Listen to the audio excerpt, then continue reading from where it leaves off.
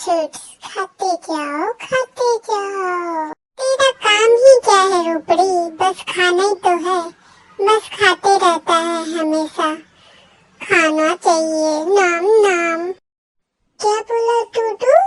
मैं बस खाती रहती हूँ। अच्छा, और तेरा क्या काम है? तू भी तो बस खाते रहता है। मुझे बोल रहा है और खाते रहा बस।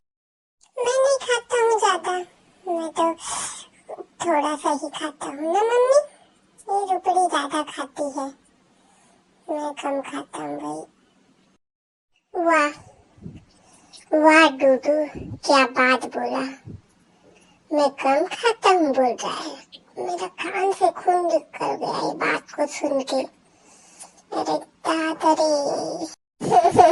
रुपड़ी।